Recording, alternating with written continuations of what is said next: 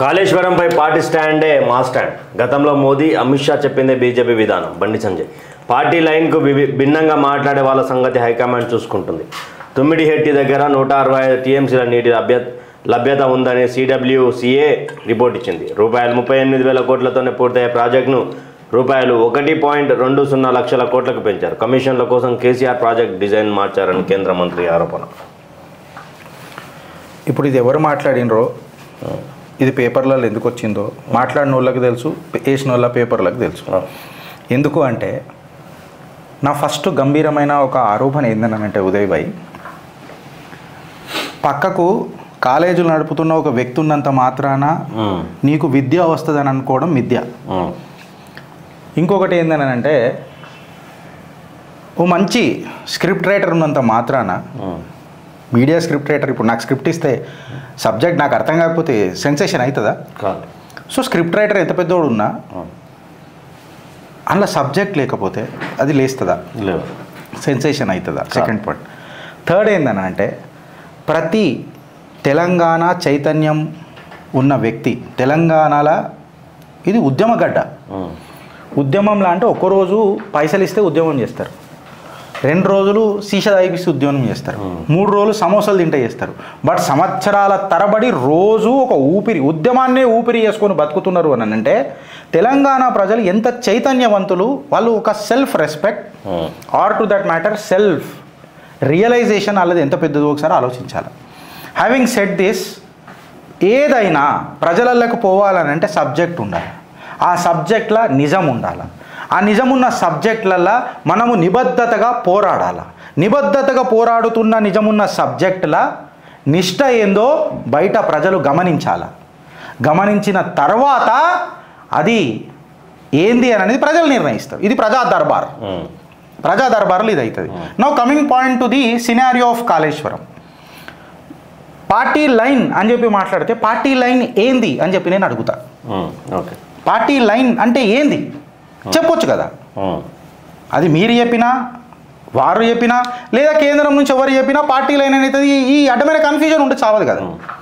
Border ఉంటుంది, ఆ border ఇట్లా ఇది పార్టీ లైన్ అని అంటే నువ్వు జైలుకు పోయినా సరే, ఏమైనా సరే, ఏదైనా సరే నువ్వు ఇట్లనే మాట్లాడాలని పార్టీ లైన్ ఎట్లయితుంది అని చెప్పి నేను అడుగుతున్నా. పార్టీ లైన్ ఇట్లున్నప్పుడు వేరే స్పెక్యులేషన్స్ వస్తాయి.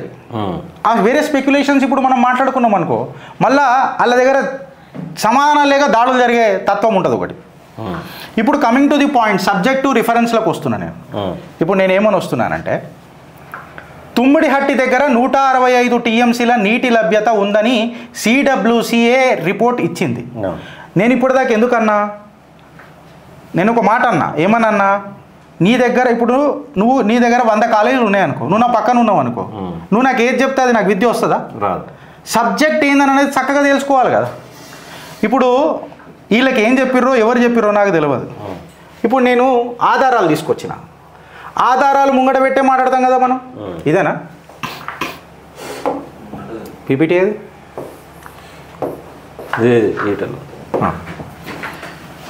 ఇప్పుడు రిఫరెన్స్ ఏందని అంటే CWC ఏం చెప్పిందబ్బా, CWC ఏం చెప్పింది, ఇది నేను మాట్లాడుతున్నా Uday.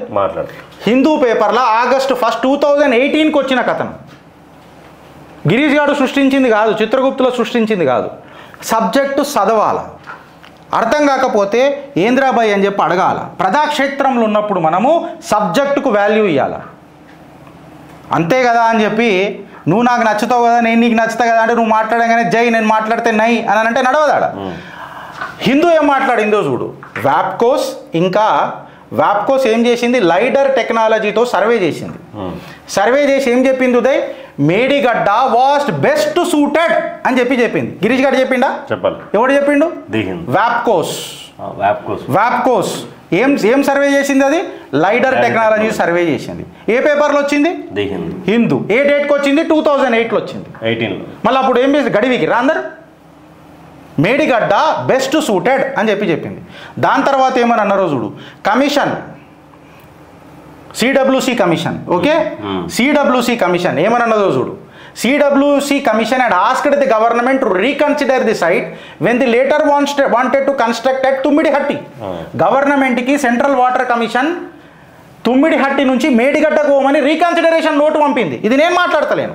The commission had warned that only 165 TMC warned చెప్పింది సారు, అంటే హెచ్చరిక జారీ చేసింది. ఆడ 165 టీఎంసీల నీళ్ళే ఉన్నాయి. అందులో నువ్వు కేవలం మళ్ళీ 165 కూడా యూజ్ చేసుకోలేవు. ఓన్లీ అందులో 165 నుంచి 75% యూజ్ చేసుకుంటావు. మళ్ళీ గడివి కనుక తుమ్మిడిహట్టి దగ్గర కడతావా అని చెప్పి సిడబ్ల్యూసీ వార్న్ చేసింది. సిడబ్ల్యూసీ చెప్పింది కదా అని చెప్పి కాలర్ ఎగరేసి మాట్లాడుడు కాదు, ఏళ్ళు ఉన్నాయి కానీ చేతులు దింపుకుంటా మాట్లాడుడు కాదు. భగవంతుడికి మంగళహారతి ఇచ్చేటప్పుడు హారతి పళ్ళంలా ఆర్థిక పూర్వం ఎట్లా మండుతుందో అనే దానికంటే మనసులో ఉన్న భక్తి ఎంత ఉన్నది అన్నది భగవంతుడికి ఇంపార్టెంట్ ఉంటుంది బ్రదర్. సబ్జెక్ట్ చదవాలా, చదివితే కదా తెలిసేది. ఇప్పుడు వెలుగులు ఏమని వచ్చింది చూడు, వెలుగులు ఏమని వచ్చింది, నేను అదే చెప్తున్నా. అసలు సగం నిజాలు మాట్లాడు. ఇగో చూడు, తుమ్మిడిహట్టి దగ్గర 165 టీఎంసీల నీటి లభ్యత ఉందని సిడబ్ల్యూసీ రిపోర్ట్ ఇచ్చింది. సిడబ్ల్యూసీ రిపోర్ట్ ఏమని ఇచ్చింది? వార్నింగ్ ఇచ్చింది. 165 టీఎంసీల వాటరే ఉన్నది, అందులో కేవలం నువ్వు 75% యూజ్ చేసుకుంటావు. అదే నువ్వు మేడిగడ్డ దగ్గర పెట్టుకుంటే 500 టీఎంసీ ఆఫ్ వాటర్ మేడిగడ్డలు ఉన్నది అని చెప్పింది. మళ్ళీ 165 టీఎంసీల నీళ్ళ కోసం కొట్లాడదామా, లేదా 500 టీఎంసీల వాటర్ల కోసం కొట్లాడదామా? ఇప్పుడు తుమ్మిడిహట్టి పెద్దదా? తుమ్మిడిహట్టి గురించి మనం ఆలోచిద్దామా, మేడిగడ్డ గురించి ఆలోచిద్దామా? నీళ్ళు ఎక్కడున్నాయో అక్కడనే పోతాం కదరా భయ్, కరెక్టా కదా? Central water commission provided recommendations regarding the Kaleshwaram lift irrigation project, specifically comparing the feasibility. అంటే తుమ్మిడిహట్టిని మేడిగడ్డను కంపారిజన్ చేసింది బ్రదర్. రెండుటిని కంపారిజన్ చేసి తుమ్మిడిహట్టి కంటే మేడిగడ్డ మంచిది అని చెప్పింది central water commission. Central water commission along with the water and power consultancy services వాప్కోస్ favoured Medigadda. వాప్కోసు CWC దేనికి మద్దతు తెలిపినాయి? ఇప్పుడు మేడిగడ్డ. ఇది ఎవడు చెప్పిండు? సిడబ్ల్యూసి. ఎవరితో కలిపి? వాప్కోస్తో కలిపి. ఎప్పుడు వచ్చింది కథనం? 2018. ఎన్లో వచ్చింది? ఇలా గిరీష్ గారికి ఏమైనా సంబంధం ఉందా? లేదు. సగం నిజాలు ఇప్పుడు మాట్లాడింది ఎవరు? నేను మాట్లాడతలే, ప్రజలకు కరెక్ట్గా పోదాం. ఇప్పుడు చూడు, CWC analysis indicated Medigadda had significantly higher volume of water ఎక్కువ ఎక్కడ ఉందని చెప్తున్నది? తుమ్మిడిహట్టి కంటే మేడిగడ్డ దగ్గర ఉన్నదని చెప్తున్నది. ఆధారాలు మీ ముంగట పెట్టి మాట్లాడినా. హిందూ పేపర్ తీసి 2001లో ఆగస్ట్ 1, 2018లో 11:23 PM వచ్చింది బ్రదర్, తీసి చూడండి. ఇప్పుడు కాళేశ్వరం ప్రాజెక్టు, ఇది కూడా కార్టూన్ మంచిగా చేసిండు. తోపు పెట్టిర్రు, తోపు వచ్చి కాళ్ళ మీద పడ్డది.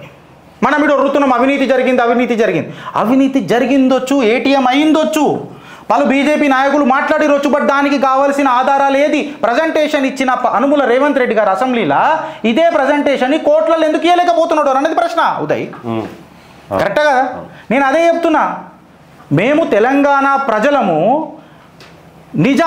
నిజానికి మద్దతు ఉందామని మేము అనుకుంటుంటే మాకు మిగిలింది ఏమున్నది రాబోయే అని అంటే మాకు నిప్పు మిగులుతున్నది, లేకపోతే నిజాలు మాట్లాడినందుకు దాడులు జరుగుతాయి. ఇప్పుడు నేను మాట్లాడింది ఆధారాలతో పెట్టి మాట్లాడుతున్నా.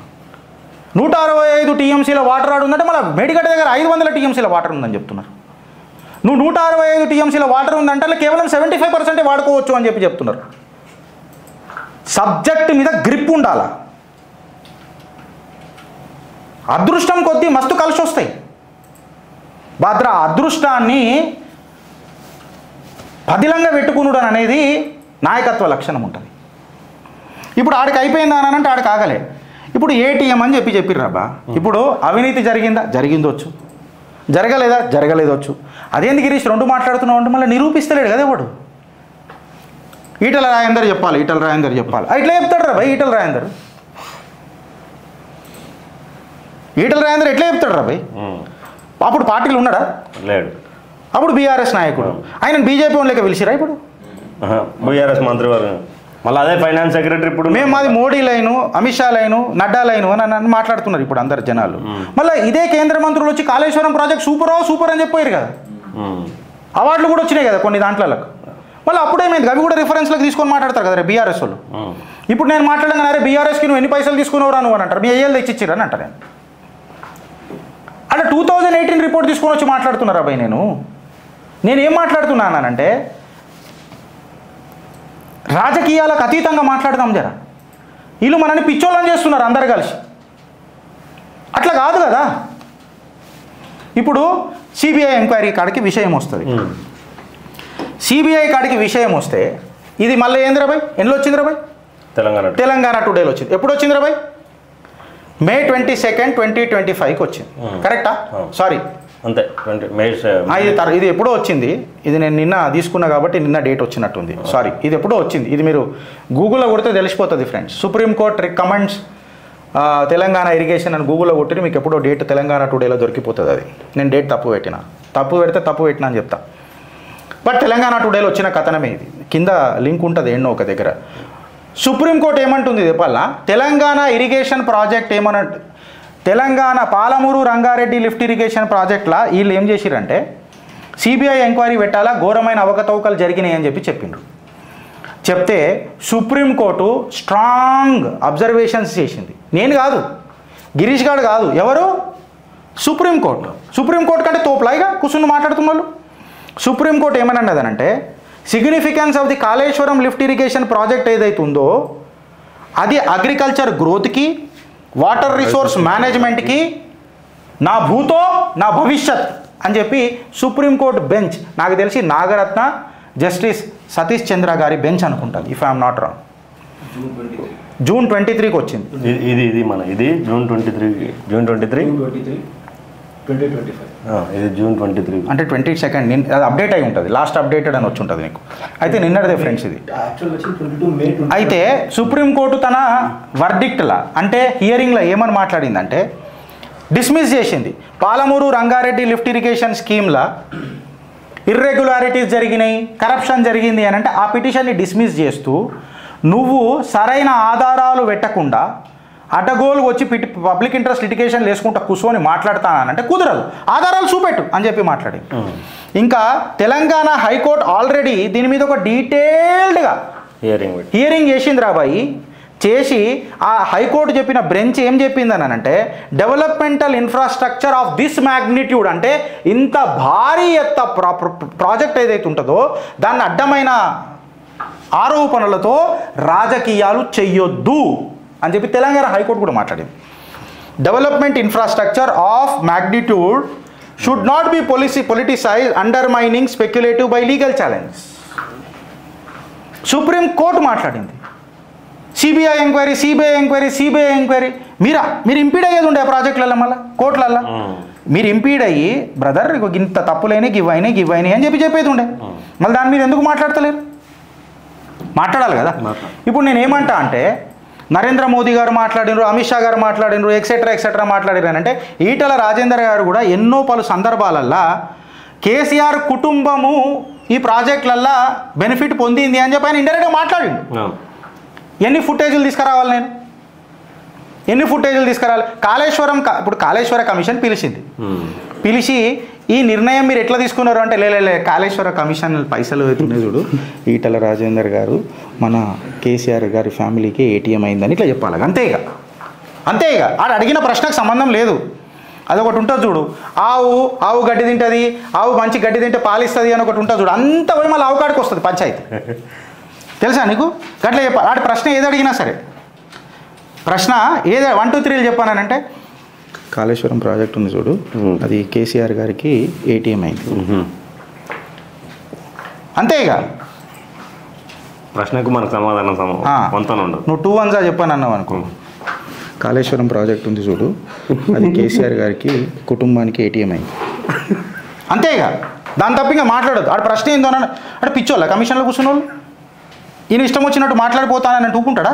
ఓ మాట అడుగుతున్నా ఊకుంటాడు. నువ్వు ఆడ ఛాలెంజ్ అయ్యి కరెక్ట్గా ఎవరో ఇప్పుడు ఒక విజయ సంకల్ప సభ పెట్టుకున్నారని అది విజయవంతమైందని మనం ఏదో మాట్లాడు కాదు కదా. ఎవరైనా నాకు మండుతుంది నీకు మండుతుంది ఎవరికైనా మండుతుంది, మనుషులం జలసీ ఉంటుంది. జలాకే జల్తీ నేను కాదని అంటలే. కాకపోతే ఆ జలానికి కూడా జులాబ్ ఉంటుంది, డ్రైన్ అయిపోవాలి అది కరెక్టే కదా. మళ్ళీ ఇప్పుడు సుప్రీంకోర్టు మాట్లాడుతున్నది కదా. ఈటల రాజేందర్ గారు కూడా అన్నారు కదా కేసీఆర్ ఫ్యామిలీ బెనిఫిట్ అయింది. ఆయన ఇంకొక మాట ఏమని అన్నాడు తెలుసా, నాకు కేసీఆర్ అని అంటే గ్రీనా ద్వేషం, ఆయన కొన్ని తీసుకున్న నిర్ణయాలు చాలా ఘోరం ఉన్నాయి అని చెప్పి ఆయన చెప్పిండు. ఇది వర్కౌట్ కాదు ఇట్లా అని చెప్పి ఎన్నోసార్లు చెప్పిండు. నేను ఆర్థిక మంత్రి ఉన్నప్పుడు ఈ స్కీములు పనిచేయాయి అని చెప్పి ఎన్నోసార్లు పలుమార్లు ఆయన ప్రెస్ మీట్లలో మాట్లాడిండు. డబుల్ బెడ్రూమ్ గురించి కూడా యాంటీ అయ్యండి ఆయన. ఇప్పుడు పార్టీ లైన్ అంటే ఏంది? ఒక మాట అడుగుతున్నా, చెప్పులు మోసుడు పార్టీ లైనా? కాదు. చెప్పులు మోసుడు పార్టీ లైన్ అవుతుందా బ్రదర్? కాదు కదా. అసలు ఎవిడెన్సెస్ సెంట్రల్ గవర్నమెంట్ ఈయనకి ఎవరు రాపిండు? మీరు ఉన్నారు కదా, మీరు చేయొచ్చు కదా, మీరు సబ్మిట్ చేయొచ్చు కదా, మీరు ఇంపీడ్ కావచ్చు కదా. లేదు మీకు ధైర్య సాహసాలు లేవు, మాట్లాడే ఓపిక లేదు, మీకు మాట్లాడడం రాదు, ఎవరు ఎంత చెప్పినా నేర్పించినా మీకు మాట్లాడడం రాదు. ఓకే, నువ్వు మాకు చెప్పు, మేము ఇంపీడ్ అవుతాం, మాకు డేటా అయ్యి, మేము చదువుతాం, మేము తంటలు పడతాం. మాకు కూడా ఉన్నది కదా, కేసీఆర్ అవినీతి చేసిందంటే పెడదామనండి బయట.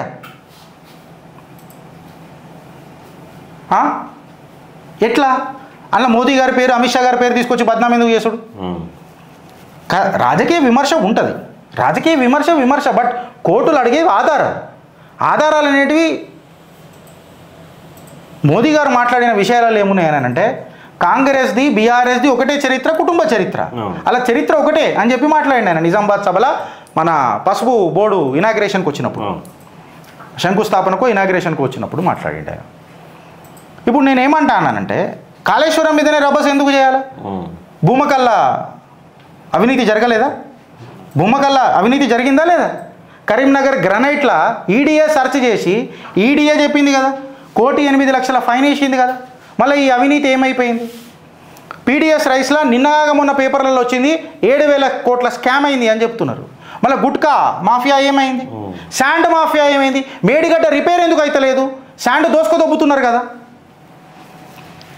ఇవాళ కాళేశ్వరము అంత మంచి ప్రాజెక్టు అని చెప్పి పలుమార్లు చెప్పినా కాళేశ్వరం వేస్ట్ అని చెప్పి చెప్తున్నారు. మళ్ళీ మేడిగడ్డ దగ్గర ఇప్పుడు నీళ్లు నింపకపోతే నీళ్ళన్నీ వృధా అయిపోతాయి కదా, శాండ్ లేకపోతే నీళ్ళు అవుతాయి. కొన్ని కోట్ల రూపాయల శాండ్ ఎత్తుకపోయారు. మీకు అర్థమవుతలేదు కాళేశ్వరం దగ్గర మనం డైవర్జన్ పాలిటిక్స్ చేసి. అరే సున్నము నిల్వల మీద మాట్లాడు, మనం దాని మీద మాట్లాడరు. కోఆర్డినేట్స్ లేకుండా ఆక్షన్ చేసిడు రేవంత్ రెడ్డి సర్కార్. అంటే ఈడ సంసారము, ఆడ వ్యభిచారము, ఒక ప్రాజెక్టు మీద అంత కీన్ ఇంట్రెస్టు, మళ్ళీ ఈ ప్రాజెక్టుల మీద ఈ అవినీతి ఇంత జరిగింది, ఇవి ప్రూవ్ అవుతున్నా కానీ వీటి మీద మాట్లాడరు అని ప్రశ్నిస్తే గుడ్డలోడ తీసి కొడతాం, మహిళలను పంపించి దాడి చేస్తాం. ఇంకేముంటుంది ఇక, సంపురికి దాన్ని మించింది ఏముంటుంది ఇక. అట్లీస్ట్ తెలంగాణ ప్రజలకు అర్థమవుతుంది మేము కొట్లాడుతున్న కొట్లాట దేనికి, మా మీద చేస్తున్న దాడులు దేనికి అని ఆలోచిస్తారా లేక అనుభవిస్తారా? భారత్ మాతాకి జై.